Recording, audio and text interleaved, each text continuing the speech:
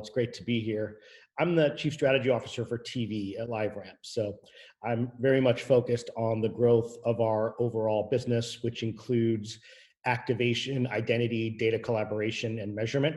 We do anchor a lot of our TV offerings around that natural flywheel between the onboarding and activation of data, and then measuring full cross-screen reach and frequency all the way to business outcomes through data plus math.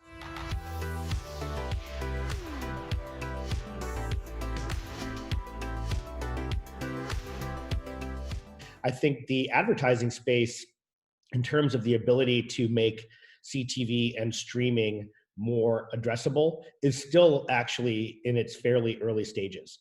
The growth was so quick last year that I believe a lot of the buying was very much the what is the easy button approach? How do I just find some kind of scale audience? Because there was also this assumption that audiences are not watching as much linear TV, they're watching more streaming. When you actually look at the numbers and you understand that perhaps there was some underreporting of linear TV viewing last year, that people were watching both. So being able to move back and forth very quickly between TV and CTV, if you're not using data, is pretty difficult and really impossible. And so what happened is that you still had a lot of silos. So I think right now the focus for this year, and you're seeing it in the upfronts, is how do you actually have that data unified approach across streaming, but also between linear and streaming? Because for most big brands, they're buying both. So how do you inform one to inform the other? And that's a lot of what we're spending our time on right now. I think that there is a better path to leverage first-party data from a brand or even from a sell-side partner in CTV in a way that you might not want to do in display. I think that the biggest difference that you always have to remember is that display advertising is nearly infinite because it has to include Google and Facebook, and they're creating trillions of ad impressions a month. So you don't have that scarcity, and you do have that in CTV.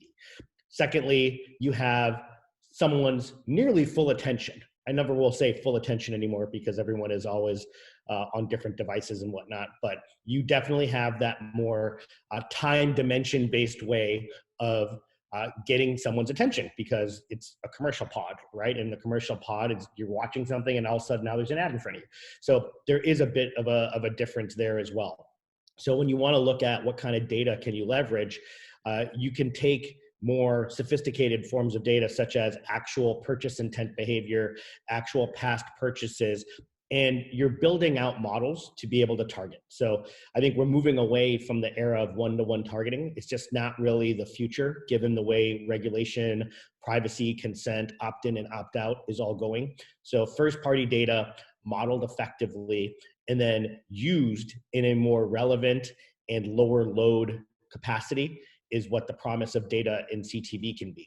And then I also think you have much stronger contextual capabilities that are going to start to come out of CTV, because obviously when a AVOD or SVOD platform or a smart TV maker, they truly understand the types of content patterns that a household is watching. So creating contextual capabilities for advertisers to target based on that is an extremely strong signal versus the sort of clicking around on your mobile phone. You might be hitting 50 different articles. So are you truly a motocross enthusiast, or did you accidentally click on something, right? and ended up there. So I think there's a difference there in the type of data that can be done in CTV that is different than in other platforms that are digital. One of the strongest patterns we saw emerging mid last year was when we were working with major brands who are the historical largest advertisers on linear TV, leveraging data plus math. We were able to identify where they were getting over frequency to certain households or under frequency to other households, right? So you end up having these higher linear and low linear viewing patterns, right? Certain households, maybe that have an older demographic, are watching a lot more traditional live TV. Houses that have younger demographics are maybe watching more streaming. So that creates an imbalance in reach and frequency curves. So when you can take what's happening on linear TV and either create an extension or a suppression audience, and then be able to work with sell-side CTV platforms and other sell-side tech partners, the way that LiveRamp and Publica work with each other, you can actually forecast and target those low linear, high linear, reach extension, reach suppression audiences. And that's really groundbreaking, right? So you may start the top of your funnel with broad reach on linear TV. And then as you see who you're reaching, you want to broaden the reach curve on CTV. And then after you've hit those reach goals, then you can start to move into how do you drive them further down the funnel, right? It really makes CTV and linear TV much more of a full funnel capability. And it is based on data. And that data has to be able to get forecasted, right? So I think that's a big thing that we're trying to solve for. The biggest difference is that whether it's the ability to access a new service via an app or a hardware device, you are creating a profile for yourself, right? You are in essence creating a authenticated relationship between a platform, a publisher, and a consumer. So rather than relying on an anonymous identifier like the cookie was, you're getting explicit consent and creating that authenticated relationship. And then amongst that are different signals, right, that help the ecosystem interoperate with one another, right? You have CTV IDs, CIDs, customer IDs, you have IP address, you have email address. So you have all of these identifiers that are associated with a user. And then you also have to remember that television, because it's the big screen on the wall and there's more than one person usually watching, it's about households and not just about individuals, right? Because oftentimes people are co-viewing, and so you're not just reaching an individual, you're reaching more than one person, and you want to be able to identify what a household structure looks like. So that's where you have the sophistication with graphing capabilities and technologies to really understand which people belong to which devices belong into a home. And then the ultimate big screens in the house, which there's also more than one, there is an authenticated relationship based on the viewing behavior that's happening, right? So when someone is interacting with content, they've obviously logged in, they've picked up on their playlist or the next episode where they left off before, they're maybe picking up on a recommended next show to watch. That's all because there is that actual explicit relationship with a consumer there that you did not have probably in a majority of the digital web. And now the digital web is adopting a similar tactic, right? And that's a lot of what LiveRamp's ATS solution has done for the digital world. And we are also now incorporating into our TV offering. We're trying to take the more future-proof, forward-looking approach. So really looking at where the most stringent regulation is and what is the actual best customer experience, and really pushing the industry towards those types of capabilities in relationship management, right? Between an advertiser and a customer, between a publisher and a platform and a customer.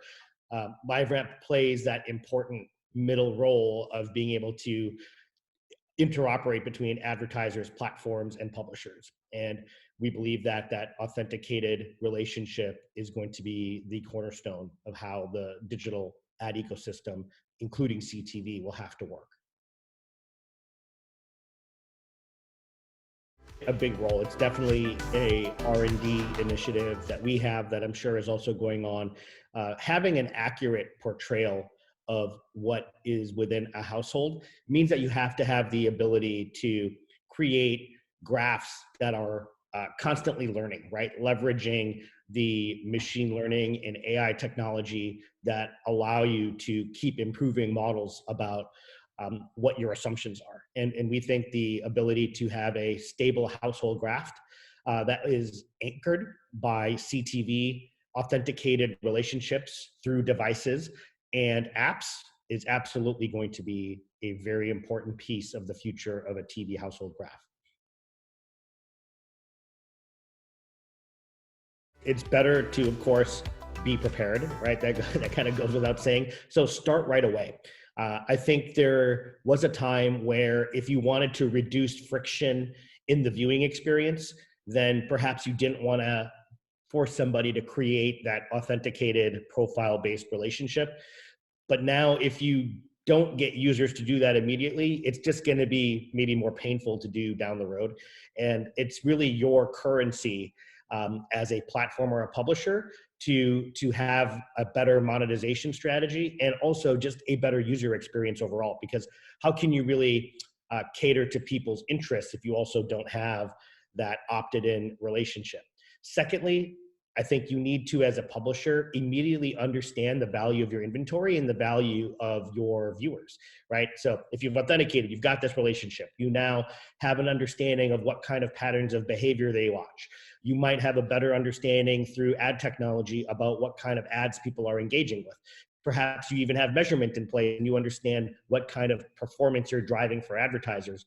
That is even an early stage publisher's pathway to future economic success.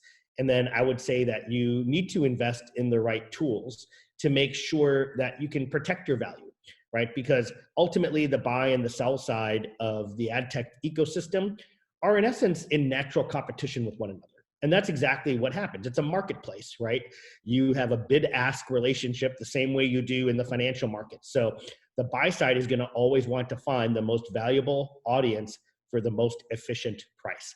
The sell side is going to want to get the highest price to drive the most yield for their most valuable viewers. So there's a natural tension there that exists. So if you are a sell side publisher and you don't have header bidding, for example, or unified auction data, you're not able to work in a secure place with identity to forecast audiences, and you just say open your inventory up to DSPs, you got to remember what the buy side's goals are, like we just said. So you got to make sure that you are in the game for the long run and that you've got yourself all of the right capabilities to compete effectively. We are working on is a much more strategic approach to curation, right? So in the digital world, because you could create an audience by just jumbling a bunch of cookies together, you probably had far too many targeting choices and too few high quality choices. So for example, in the LiveRamp data marketplace, we work with the top 400 or so data providers in the world. And they have much higher quality methods and methodologies in how they're creating their audiences.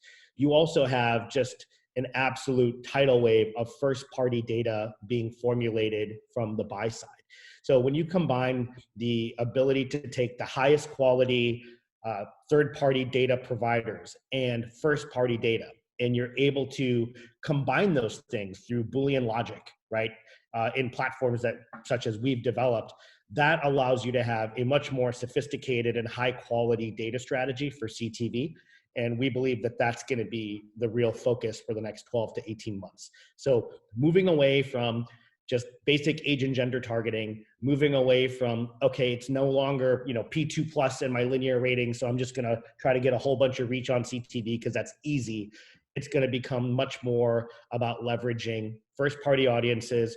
We talked earlier about suppression and extension audiences to unify linear and CTV, and then curating the highest quality third-party data providers and making it easy for the market to be able to forecast audiences and transact with each other.